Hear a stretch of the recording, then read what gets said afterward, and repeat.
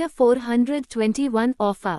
आराध्या की आंखों में आंसू थे, वही अभिमान उसके चेहरे पर शरारत भरी मुस्कान, जैसे वो चाहता हो कि आराध्या इस बारे में सोचे। अभिमान आराध्या के पास आकर बोला, अंडस्को, अब खड़ी क्यों हो? जाती क्यों नहीं? घुमा फिरा के तो तुम रघुवंशी खानदान का फायदा ही उठाना चाहती हो, तो जाओ जाकर उठा लो। अरे तुम एक बार फोन पर भी रघुवंशी फैमिली को कह दोगी कि अनिरुद्ध का एक्सीडेंट हो गया, पूरा खानदान यही आ जाएगा, उसके बाद हमारे बिजनेस का नुकसान हो फायदा हो, तुम्हें उससे क्या फर्क पड़ेगा? आराध्या की आंखों से आंसू बह रहे थे। उसने अभिमान को देखा तो अभिमान बोला, अंडस्को, चलो मैं ही तुम पर तरस खा लेता हूँ, मेरे पास तुम्हारे लिए एक ऑफर है। आराध्या गुस्से में अभिमान को देखने लगी तो अभिमान बोला, अंडस्को, पहले सुन लो उसके बाद गुस्सा करना। अभिमान ने अपनी बात जारी करते हुए कहा, अंडस्को, तुम मुझसे शादी कर लो, बदले में मैं अनिरुद्ध का इलाज करवा दूंगा, तुम्हें किसी के सामने हाथ फैलाने की जरूरत नहीं पड़ेगी। शादी के कुछ महीनों बाद मैं तुम्हें डाइवोर्स दे दूंगा, तुम भी फ्री और मैं भी फ्री। आराध्या ने गुस्से में कहा, अंडस्को, अगर डाइवोर्स देना है तो शादी क्यों कर रहे हो? पहले ही मेरी जिंदगी खराब कर दी और ज्यादा क्यों खराब करना चाहते हो? मैं किसी भी हालत में तुमसे शादी नहीं करूंगी, समझे तुम? और अगर मुझे शिवाय अंकल के सामने हाथ फैलाना पड़े तो मैं फैला दूंगी, लेकिन तुमसे पैसे नहीं लूंगी। इतना कहकर आराध्या अंदर की तरफ जाने लगी और तभी अभिमान ने उसकी बाजू पकड़कर अपनी तरफ घुमाया और गुस्से में बोला, अंडस्को, और अगर तुमने मेरी बात नहीं मानी तो मैं तुम्हारे भाई का इलाज ही नहीं होने दूंगा। इतने तुम्हारे शिवाय अंकल यहाँ आएंगे, इतने में तो मैं तुम्हारे भाई को कोमा में पहुंचा दूंगा, तुम्हारा भाई कभी होश में नहीं आएगा। आराध्या को आज अभिमान पर बहुत गुस्सा आ रहा था, जबकि अभिमान को आराध्या को हैंडल करने का यही तरीका सही लग रहा था। और आराध्या दांत पीसते हुए बोली, अंडस्को, ठीक है, नहीं मांगती तुम्हारे पापा से पैसे, अब छोड़ो मेरा हाथ, जाने दो मुझे। अभिमान ने आराध्या का हाथ नहीं छोड़ा, बल्कि उसकी आंखों में देखकर गुस्से में कहा, अंडस्को, मैं तुम्हारा घर भी नहीं बिकने दूंगा, तुम्हारी स्कूटी भी नहीं बिकने दूंगा, अकाउंट से पैसे भी नहीं निकालने दूंगा, और यकीन नहीं आता तो जाओ जाकर कोशिश कर लो।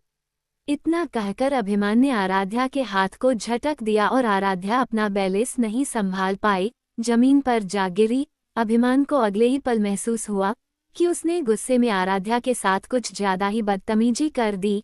वो जैसे ही आराध्या की तरफ आराध्या को उठाने के लिए बढ़ा, आराध्या ने अभिमान को गुस्से में देखकर कहा, माँ, अंडस्को, क्यों पड़े हो मेरे पीछे, क्या चाहते हो तुम?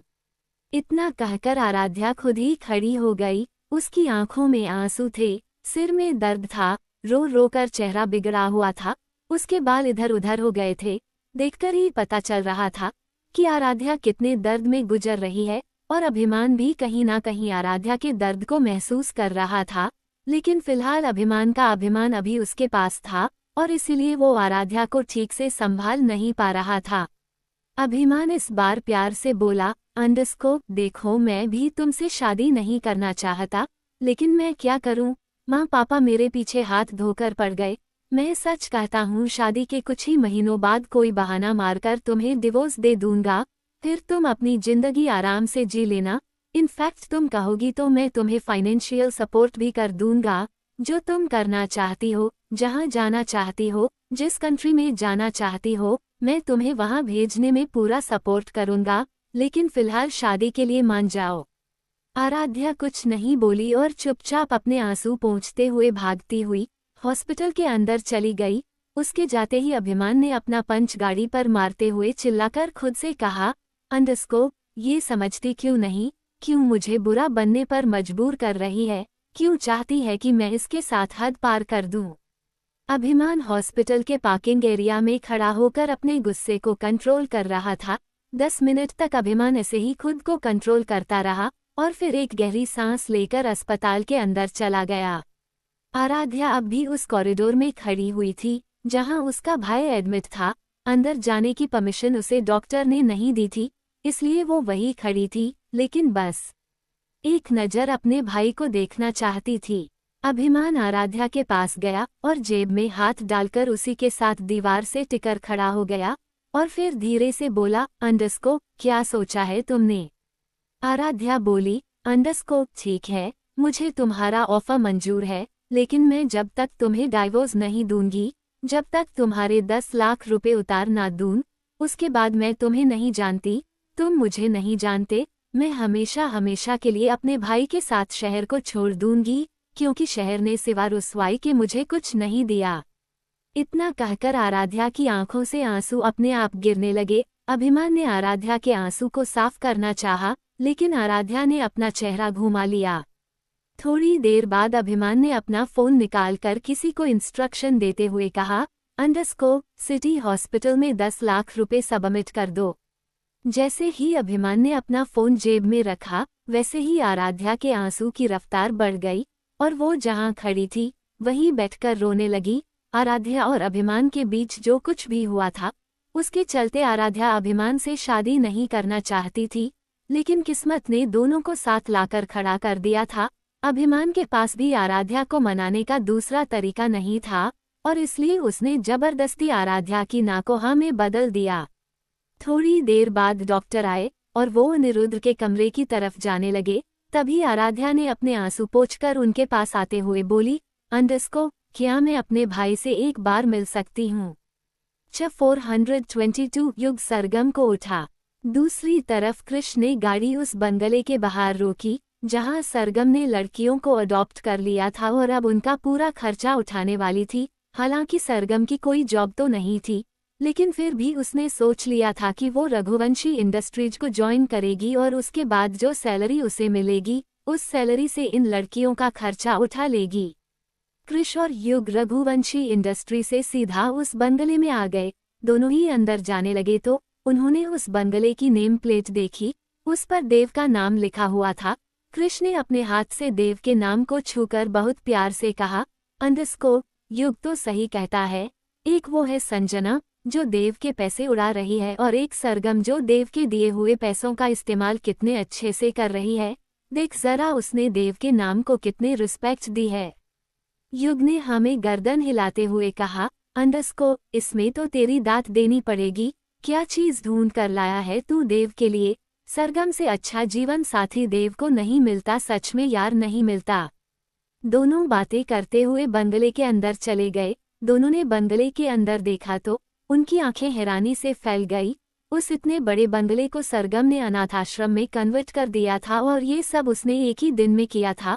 उसने देव से कुछ पैसे मांगे थे और देव ने भी उसे अपना एक कार्ड दे दिया और उस कार्ड से सरगम ने कुछ शॉपिंग की, कुछ सामान खरीदा, लड़कियों के लिए जरूरी कपड़े खरीदे और देखते देखते उस बंगले को एक छोटा सा अनाथ आश्रम बना दिया। दोनों ही सरगम को देख रहे थे, जिसने अपनी साड़ी का पल्लू कमर पर टांगा हुआ था और वो सारे वर्कर से काम करवा रही थी। सारा काम खत्म करने के बाद एक वर्कर ने कहा, अंडरस्को, मैम पेमेंट कर दीजिए।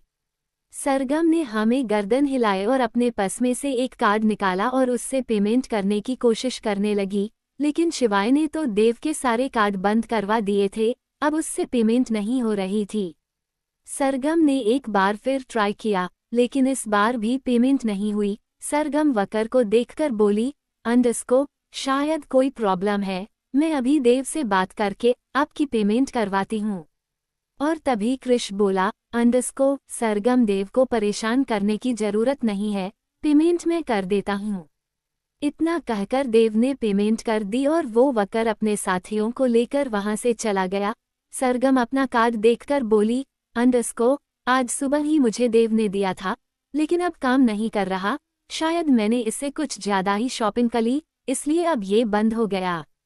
युग और कृषा दोनों ही सरगम को देख रहे थे और दोनों ही कहीं ना कहीं सरगम पर प्राउड फील कर रहे थे। कृष बोला, अंडरस्को, सरगम, इससे शॉपिंग करना नहीं कहते, इसे तो चैरिटी कहते हैं जो तुम कर रही हो। और देव का कार्ड इसलिए नहीं चल रहा क्योंकि उसके कार्ड में कुछ प्रॉब्लम है। सरगम हैरानी से बोली, अंडरस्को, नहीं कृष भैया, सच में मैंने 10 लाख का सामान खरीद लिया। युग ने कहा, अंडरस्को, भाभी तो क्या हुआ, आपने ये सब अपने लिए थोड़ी खरीदा है, वो तो लड़कियों के लिए खरीदा है ताकि उन्हें आगे अच्छी एजुकेशन मिल सके, ये अपने पैरों पर खड़ी हो सके।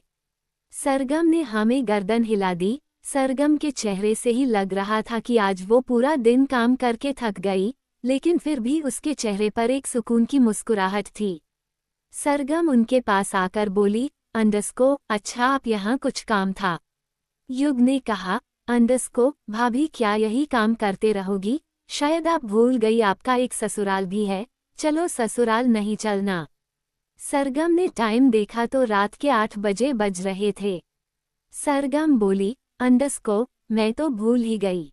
फिर उसने पलटकर उस औरत को देखा जो उन लड़कियों की देखभाल करने आई थी, जिसे कृष्ण ने हायर किया था। सरगम बोली, अंडस्को, राधा दीदी मैं जा रही हूँ, आप लड़कियों को अच्छे से खाना खिलाकर सुला देना और सब लड़कियों से कह देना कोई भी रात को बाहर न जाए और ये गेट बंद कर लेना, कल तक मैं यहाँ एक वॉचमैन का इंतजाम भी करवा दूंगी। सरगम को देखकर कृष बोला, अंडस्को, मैं अभी करवा देता हूँ। इतना कहकर कृष ने अपनी जेब से फोन निकाला और किसी को फोन करके कहा, अंडस्को, देव के बांग्ले के यहाँ वॉचमैन की जरूरत है, किसी को हायर करके भेज दो और 1 घंटे में यहाँ आ जाना चाहिए। उसके बाद तीनों बात करते हुए बाहर आ गए।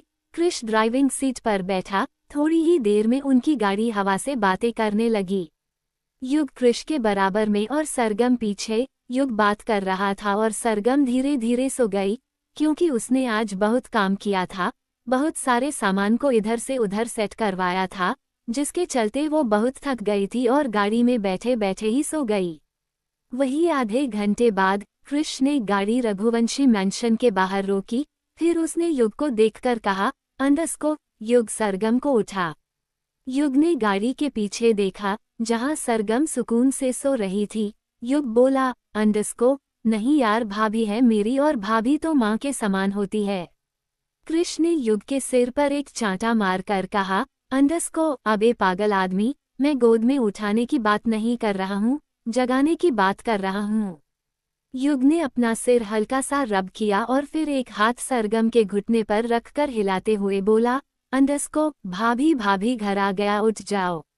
सरगम की आंख खुल गई और वो जैसे ही गेट खोलने को हुई, कृष ने बोला, अंडस्को, सरगम सुनो, मुझे तुमसे बात करनी है।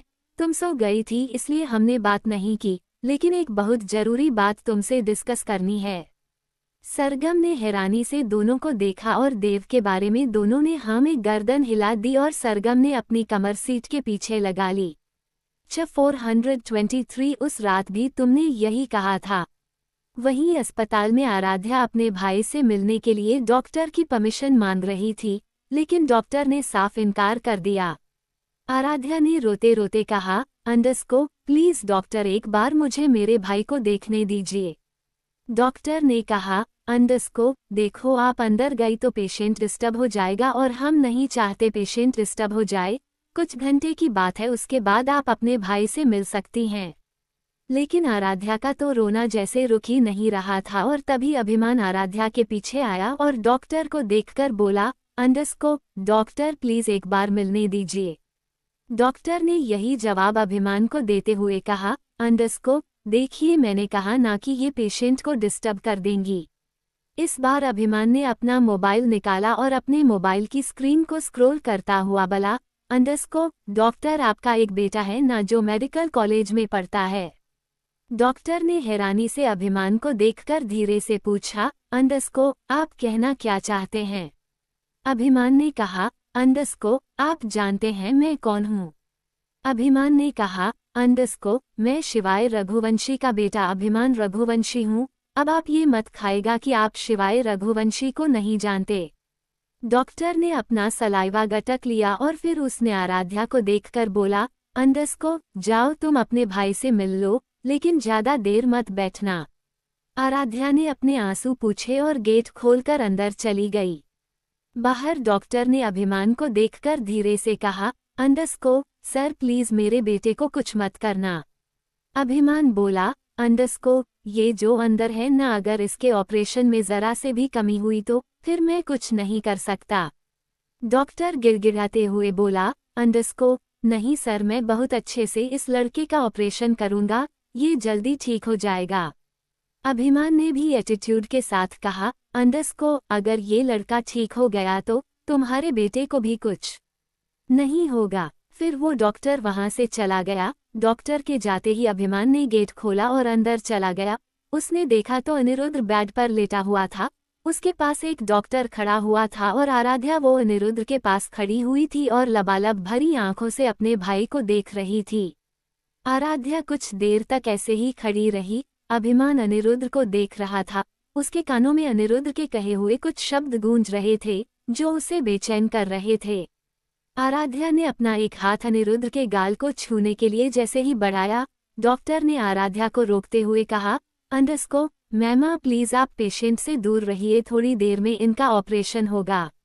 आराध्या कुछ देर तक ऐसे ही खड़ी रही। उसकी आंखों में सिवाय आंसुओं के कुछ नहीं था और तभी उस डॉक्टर ने अनिरुद्ध की तरफ देखकर कहा, अंडरस्को सर प्लीज मैमा को बाहर लेकर जाए, ऐसे इनका पेशेंट के पास इतनी देर तक खड़े रहना पेशेंट के लिए ठीक नहीं है। आराध्या तो सोचने समझने की शक्ति खो चुकी थी, लेकिन अभिमान का दिमाग काम कर रहा था। उसने आराध्या की बाजू को पकड़कर बाहर की तरफ खींचते हुए कहा, अंडरस्को चलो आराध्या डॉक्टर को अपना काम करने दो, थोड़ी देर में अनिरुद्ध का ऑपरेशन हो जाएगा। आराध्या अपने भाई के पास से जाना नहीं चाहती थी। उसके पास उसके भाई के अलावा था ही कौन, लेकिन अभिमान सिचुएशन को समझते हुए आराध्या को खींचते हुए बाहर ले आया। बाहर आते ही आराध्या ने गुस्से में अभिमान का हाथ झटका और दीवार से सटकर रोने लगी। आराध्या रोती जा रही थी और अभिमान को बुरा लग रहा था और धीरे धीरे आराध्या नीचे बैठने लगी, लेकिन आराध्या पूरी तरीके से नीचे बैठ पाती उससे पहले ही अभिमान ने आराध्या के दोनों बाजू पकड़कर उसे गले लगा लिया। अभिमान के ऐसा करने से आराध्या को गुस्सा आ गया और वो अभिमान के सीने पर मारते हुए बोली, अंडरस्को सब कुछ तुम्हारी वजह से हुआ, तुम्हारी वजह से मेरे भाई की हालत हुई, तुम्हारी वजह से ये सब हुआ, मेरे भाई के अलावा मेरे पास कुछ भी नहीं है, सब तुम्हारी वजह से हुआ, मेरे भाई को कुछ हो गया तो मैं तुम्हें कभी माफ नहीं करूंगी, मेरे पास सिर्फ मेरा भाई है, सिर्फ मेरा भाई, तुम्हारे पास तो पूरी फैमिली है, लेकिन मेरे पास क्या है, कोई भी तो नहीं। आराध्या कंटिन्यू पागलों की तरह अभिमान के सीने पर मारे जा रही थी। उसे अभिमान पर इस वक्त बहुत गुस्सा आ रहा था। वो अच्छे से समझ रही थी कि अभिमान ने उसकी सिचुएशन का फायदा उठाया है, वरना वो कभी भी अभिमान से शादी नहीं करती। अभिमान आराध्या को संभालते हुए बोला, अंडरस्को शांत हो जाओ आराध्या, शांत हो जाओ। इतना कहकर अभिमान को अपने सीने से लगा लिया। आराध्या इतना टूट चुकी थी कि उसने भी अपने हाथ अभिमान की कमर पर लपेट दिए। अभिमान ने अपनी पकड़ कसते हुए धीरे से आराध्या के कान में कहा, अंडरस्को गिलहरी मैं हूं ना तुम्हारे पास, तुम खुद को अकेला क्यों समझती हो। आराध्या ने भरी हुई आंखों से अभिमान को देखकर धीरे से कहा, अंडरस्को उस रात भी तुमने यही कहा था। ये सुनकर अभिमान हैरान हो गया। उसने फिर आराध्या के माथे से अपना माथा लगाकर कहा, अंडरस्को और क्या कहा था मैंने। आराध्या को इस वक्त बहुत गुस्सा आ रहा था। उसने अभिमान के सीने पर हाथ रखकर उसे दूर करने की कोशिश की, लेकिन अभिमान ने आराध्या की कमर से उसे कसकर पकड़ हुआ था। अभिमान ने एक बार फिर बहुत प्यार से पूछा, अंडरस्को और क्या कहा था मैंने। आराध्या ने फिर से अभिमान के सीने पर मारते हुए कहा, अंडरस्को छोड़ो मुझे तुमसे बात नहीं करनी, छोड़ो मुझे, तुम्हारे जैसे झूठे इंसान से मुझे कोई वास्ता नहीं रखना, छोड़ो मुझे। अभिमान ने अपनी आंखें खोली और वो आराध्या की आंखों में देखने लगा। आराध्या की आंखों में सिवाय आंसुओं के कुछ नहीं था, एक खालीपन सा अभिमान ने आराध्या की आंखों में महसूस किया। अचानक ही अभिमान ने अपने होठ आराध्या के माथे पर रख दिए और आराध्या ने अपनी आंखें कसकर बंद कर ली और उसी वक्त आर्या और शिवाय हॉस्पिटल में आए। आर्या और शिवाय ने अभिमान और आराध्या को ऐसे देखा तो एक सेकंड के लिए वो खुश हो गए। पहले तो उन्हें यकीन ही नहीं हुआ कि अभिमान ने आराध्या को इतनी जल्दी मना लिया, लेकिन फिर उन्हें इस बात पर यकीन हो गया क्योंकि वो दोनों जानते थे कि ऐसी पोजीशन में कोई भी उन्हें देखता तो समझ जाता कि वो दोनों एक दूसरे से कितना प्यार करते हैं। 424 सरगम का नया रूप। तभी वो नज़ आती हुई बोली, अंडरस्को कमल का कपल है, पहले तो कुत्ते बिल्ली की तरह लड़ रहा था और अब देखो कितने प्यार से एक दूसरे की बाहों में बाहें डालकर खड़े हुए हैं। उस नस की बात आर्या और शिवाय दोनों ने सुनी।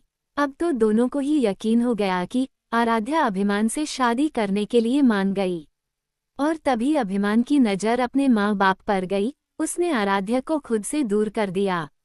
आराध्या को अब और ज्यादा हैरानी हो गई और तभी उसकी नज़र भी आर्या और शिवाय पर गई। आर्या आराध्या के पास आए और जैसे ही उसके पास आए, आराध्या ने आर्या को गले लगा लिया और वो सुबक सुबक कर रोने लगी। आर्या ने आराध्या को संभालते हुए कहा, अंडस्को, आराध्या सब ठीक हो जाएगा, हमने डॉक्टर से बात की है, कुछ नहीं होगा। अनिरुद्ध को यकीन नहीं आता तो अपने शिवाय अंकल से पूछ लो। इतना कहकर उसने शिवाय को देखा था। शिवाय ने भी आराध्या को समझाते हुए कहा, अंडस्को, हाँ आराध्या, तुम्हारी आंटी बिल्कुल ठीक कह रही है, कुछ नहीं हुआ है, बस पैर में थोड़ी ज्यादा चोट लग गई जिस वजह से उसका छोटा सा ऑपरेशन होगा, बाकी कुछ नहीं हुआ, तुम टेंशन मत लो, देखना कुछ ही दिनों में हमारा अनिरुद्ध ठीक हो जाएगा। लेकिन आराध्या, उसे तो रोना आ रहा था और वो आर्या के गले लगकर रो भी रही थी। दूसरी तरफ देव मिरर के सामने खड़ा हुआ परफ्यूम मार रहा था। उसने एक नॉर्मल सा लोअर टी शर्ट पहना हुआ था। उसकी टी शर्ट व्हाइट कलर की थी और लोअर डार्क ब्लू कलर का, और इसमें दो राय नहीं थी कि इतने आम कपड़ों में भी देव की पर्सनैलिटी अलग ही नजर आती थी। और तभी देव की नज़र मिरर में गई, जहां उसे सरगम अपने पीछे खड़ी दिखाई दी। देव तो मिरर में सरगम को ही देखता रहा, फिर उसने धीरे से पलटकर सरगम को देखा तो उसकी आंखें हैरानी से फैल गई। सरगम ने एक ब्लैक कलर की वन पीस ड्रेस पहनी हुई थी। वो ड्रेस सरगम के थाई तक आ रही थी और इसमें दो राय नहीं थी कि सरगम उसमें बहुत हॉट लग रही थी। सरगम अपनी सैंडल पहनने की कोशिश कर रही थी, लेकिन उससे उसकी सैंडल पहनी नहीं जा रही थी। देव को वो पल याद आया जब वो सरगम से पहली बार मिला था। तब भी सरगम इतनी खूबसूरत नहीं लग रही थी। उस वक्त तो सरगम के चेहरे पर एक उदासी थी, लेकिन आज तो उसके चेहरे पर एक मुस्कुराहट है, एक सुकून है। उसका लाइट मेकअप, पिंक कलर की हल्की सी लिपस्टिक उसकी खूबसूरती में चार चांद लगा रही थी। सरगम ने अपने बाल खोल रखे थे जो उसकी खुली कमर को कवर कर रहे थे। देव कुछ देर तक सरगम को ही देखता रहा और फिर उसने नोटिस किया कि सरगम बहुत देर से सैंडल पहनने की कोशिश कर रही है। देव आगे आया और सरगम के पास पंजों के बल बैठ गया। फिर उसने सरगम का पैर उठाकर अपनी थाई पर रखा और उसे सैंडल पहनाता हुआ बोला, अंडस्को, कहीं जा रही हो? सरगम कुछ देर तक तो देव को ही देखती रही, क्योंकि देव भी कम हैंडसम नहीं था। देव ने फिर पूछा, अंडस्को, तुमसे पूछ रहा हूँ, कहीं जा रही हो? सरगम अपने सेंस में आकर बोली, अंडस्को, हाँ, वो एक्चुअली मुझे कृष भैया ने बताया कि आप संजना के साथ क्वालिटी टाइम स्पेंड करने जा रहे हैं। ये सुनते ही देव खड़ा हो गया। उसने अपनी कमर पर हाथ रखकर हैरानी से कहा, अंडस्को, और उस कुत्ते को किसने बताया? सरगम बोली, अंडस्को, कैसी बातें करते हो, चाचू लगते हैं आपके, कम से कम थोड़ा तो तमीज में बात करो। देव ने कहा, अंडस्को, वो चाचू मुझसे 2 साल छोटा है, वो सब छोड़ो, उसे किसने बताया? सरगम ने कंधे उचकाकर कहा, अंडस्को, मुझे क्या पता किसने बताया, बस मुझे पता चल गया। देव खुद में बड़बड़ाया, अंडस्को, ये कृष मेरी कुछ ज्यादा ही जासूसी करता है। फिर उसने सरगम को देखकर कहा, अंडस्को, मैं जा रहा हूँ, समझ आता है, लेकिन तुम कहाँ इतना तैयार होकर चली और तुम्हें नहीं लगता कि ये ड्रेस थोड़ी छोटी है? सरगम भी अपने कमर पर हाथ रखकर स्टाइल में बोली, अंडस्को, अच्छा, तुम्हारी संजना ऐसी ड्रेस पहनती है तो तुम्हें अच्छा लगता है, मैं पहनती हूँ तो बुरा लग गया, देखो ये ड्रेस मुझे माँ ने ही दी है। देव आंखें फाड़े सरगम को देख रहा था।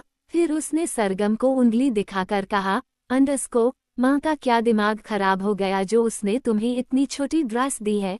पीछे से देखो कितनी खुली है और तुम्हारे कंधे भी दिखाई दे रहे हैं। तुम तो ऐसी ड्रेस नहीं पहनती, तो फिर तुमने क्यों पहनी है? चलो इसे चेंज करो और पहले तुम मुझे ये बताओ, तुम जा कहाँ रही हो? सरगम ने बड़े स्टाइल से अपने आगे आए हुए बालों को पीछे किया और बोली, अंडस्को, क्लब जा रही हूँ। देव बोला, अंडस्को, क्यों जा रही हो और किसके साथ जा रही हो? सरगम बोली, अंडस्को, अपने फ्रेंड के साथ जा रही हूँ। देव, तुम अपनी जिंदगी अपने हिसाब से जियोगे और मैं अपनी जिंदगी अपने हिसाब से जीऊंगी, तो फिर मुझे भी जीने दो ना। मैं आपको थोड़ी ना संजना से मिलने के लिए रोक रही हूँ, तो आप भी मुझे मत रोको। देव बोला, देखो हमारे घर की बहुएं ऐसे कपड़े पहनकर क्लब में नहीं जाती और अगर जाती हैं तो अपने पति के साथ ही जाती है, समझी। देव ने ये बात बोल तो दी, लेकिन अगले ही पल अपना सिर खुजा लिया, क्योंकि उसने खुद को ही टारगेट कर दिया था। सरगम मुंह बनाकर बोली, वही तो, अब पति तो मेरा जा रहा है बाहर मुंह मारने, तो मैं भी तो कहीं जाऊंगी ना।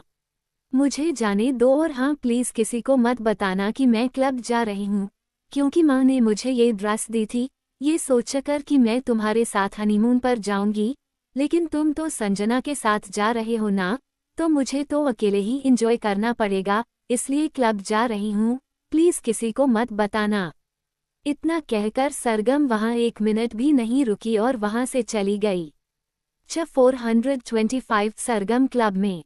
वही दूसरी तरफ हीर मीरा को ही तैयार कर रही थी। मीरा छोटी नहीं थी, लेकिन इतनी बड़ी भी नहीं थी कि खुद ही तैयार हो जाए। हीर ने मीरा को एक नेवी ब्लू कलर का गाउन पहनाया था, जिसमें उसका परफेक्ट फिगर और ज्यादा खूबसूरत नजर आ रहा था। हीर ने फिर मीरा की नजर उतारते हुए कहा, क्या बात है मीरा, तुम तो बहुत खूबसूरत लग रही हो। मीरा ने मुस्कुराकर कहा, लेकिन बड़ी माँ अपने ही तो मुझे इतने अच्छे से तैयार किया है। इतना कहकर मीरा खुद को मिरर में देखने लगी और तभी उसकी नज़र कृष पर गई, जो कब से गेट के पास खड़ा हुआ उसे निहार रहा था। तभी हीर ने कृष को देखकर कहा, अरे कृष तू कब आया, चल अब आ गया है तो बता मीरा कैसी लग रही है। मीरा भी उम्मीद भरी नजरों से कृष की तरफ देखने लगी। कृष तो कब से मीरा की खूबसूरती में खो गया था, लेकिन फिर भी उसने जानबूझकर आईब्रोज उचकाकर कहा, हाँ ठीक लग रही है। ये सुनते ही मीरा और हीर दोनों का चेहरा उतर गया। हीर ने कृष की बाजू पर मारकर कहा, चल तुझे नहीं पता, आज तो मीरा राजकुमारी लग रही है। कृष बोला, तो अपनी राजकुमारी से कहिए कि चलने के लिए तैयार हो जाए, सरगम आती ही होगी। हीर बोली, लेकिन देव क्यों नहीं जा रहा। कृष ने कहा, देव वही आ जाएगा, उसे थोड़ा काम है, थोड़ा काम निपटाने के बाद वो भी आएगा, उसे आना ही पड़ेगा। हीर को कुछ समझ नहीं आया, वो कृष को हैरानी से देखने लगी। तभी कृष ने दोबारा कहा, मेरे कहने का मतलब है कि वो अपनी बीवी के बिना थोड़ी ना रहेगा, आप परेशान मत होइए माँ, वो भी आ जाएगा। इतना कहकर कृष ने मीरा की तरफ अपना हाथ बढ़ाया और मीरा ने भी अपना हाथ कृष के हाथ पर रख दिया और कृष मीरा को लेकर बाहर चला गया। वही दूसरी तरफ देव बालकनी में गया। उसने गार्डन में देखा तो सरगम और मीरा दोनों ही शॉर्ट ड्रेस पहनकर गार्डन में मौजूद थी, और तभी एक लड़का जिसने अपने चेहरे पर नकाब लगाया हुआ था, उसने गाड़ी सरगम और मीरा के सामने रोकी। दोनों बहनें उस गाड़ी में बैठ गई और देखते देखते वो गाड़ी मेंशन से निकलकर बाहर चली गई और देव देखता रहा। देव का मूड बहुत अच्छा था कि आज वो संजना के साथ वक्त बिताएगा, लेकिन अब उसका मूड पूरे तरीके से खराब हो चुका था। वही संजना बार बार देव को कॉल कर रही थी और देव संजना का कॉल इग्नोर कर रहा था। कुछ देर तक देव बेचैनी से कॉरिडोर में चक्कर लगाता रहा और फिर खुद से ही बोला, इन दोनों बहनों के पर निकल गए। वहीं दूसरी तरफ गाड़ी में युवकृष, मीरा और सरगम चारों थे। चारों ने ही ये प्लान जानबूझकर बनाया था ताकि देव को ऐसा लगे कि सरगम का बाहर अफेयर चल रहा है। वो नकाबपोश आदमी कोई और नहीं बल्कि कृष था। चारों ही क्लब में पहुंच गए। मीरा और सरगम दोनों ही पहली बार क्लब आई थी। दोनों को ही थोड़ा सा अनकंफर्टेबल फील हो रहा था। मीरा की ड्रेस तो फिर भी ठीक थी, लेकिन सरगम उसकी ड्रेस तो कुछ ज्यादा ही कटी फटी थी, जिसे देखकर सरगम को गुस्सा भी आ रहा था, लेकिन फिर भी अपनी ड्रेस को खींचती हुई क्लब के अंदर चली गई। और तभी कृष ने सरगम को चिढ़ाते हुए कहा, तुम्हारे खींचने से ये ड्रेस लंबी नहीं होगी। मीरा ने गुस्से में कृष को देखकर कहा, शर्म नहीं आती भैया, एक तो इतनी छोटी ड्रेस दे दी, ऊपर से मुझे ये भी कह दिया कि देव के सामने कॉन्फिडेंस डायलॉग मारना, जानते भी हो कितनी बुरी हालत हो जाती है। उन्होंने तो मुझे बोल भी दिया था कि इतनी छोटी ड्रेस पहनकर कहाँ जा रही हो। वो तो मैंने बड़ी मुश्किल से उन्हें समझाया कि ये ड्रेस मुझे माँ ने दी है। कृष ने सरगम को इतना परेशान देखा तो बोला, बस सरगम सांस भी ले लो, तुम देखना हमारा प्लान कामयाब होगा। सरगम हल्की सी नम आंखों से बोली, अंडरस्कोप कैसे कामयाब होगा? वो चुड़ैल के साथ रात बिताएंगे और मैं यहाँ छोटे कपड़ों में इधर उधर घूमती रहूंगी। शर्म नहीं आती? अपने भतीजे को तो रोका नहीं, भतीजी बहू को छोटे कपड़े पहनाकर क्लब में ले आए। कहते हुए सरगम की जुबान में दर्द साफ दिखाई दे रहा था। सरगम की ऐसी बात सुनकर कृष को हंसी आ गई, लेकिन फिर उसने सरगम के आंसू पोंछते हुए कहा, अंडरस्कोप सरगम पहले तो तुम रोना बंद करो और दूसरी बात फिक्र मत करो, देव यहाँ जरूर आएगा। सरगम मुंह बनाकर बोली, अंडरस्कोप हाँ बड़ा आएंगे यहाँ, बल्कि चुड़ैल के साथ अपना मुंह काला कर रहे होंगे। अब तो युग को भी हंसी आ गई। युग बोला, अंडरस्कोप भाभी तुम कुछ ज्यादा ही सोच रही हो। हम देव को बचपन से जानते हैं, वो कभी कोई गलत काम नहीं करता, इस बार भी नहीं करेगा और कृष सही कह रहा है, बहुत जल्द वो यहाँ आ जाएगा। वहीं दूसरी तरफ देव ने गाड़ी संजना के घर के बाहर रोकी, लेकिन देव का मूड पूरे तरीके से खराब हो चुका था। लेकिन उसने संजना से वादा किया था, तो उसके पास आना भी जरूरी था। देव ने बेमन से संजना के घर की बेल बजाई। संजना ने गेट खोल दिया। देव ने एक नज़र संजना को देखा और फिर मुंह बनाकर अंदर आ गया। देव शारीरिक तौर पर तो संजना के पास था, लेकिन उसका पूरा ध्यान सरगम पर था। उसकी आंखों के सामने बार बार सरगम आ रही थी। संजना ने देव को देखा तो समझ गई कि देव का मूड खराब है। संजना देव के पास आकर बोली, अंडरस्कोप क्या हुआ देव, आज तुम काफी डिस्टर्ब नजर आ रहे हो। देव ने कहा, अंडरस्कोप नहीं कोई बात नहीं है। लेकिन संजना जानती थी देव को कैसे कंट्रोल करना है। संजना किचन की ओर गई, वहां से पानी का गिलास लेकर आई और देव की तरफ बढ़ाती हुई बोली, अंडरस्कोप देव पानी पी लो, रिलैक्स हो जाओ। देव ने पानी का गिलास ले लिया और फिर उसमें से एक घुट पीकर गिलास को एक तरफ रख दिया।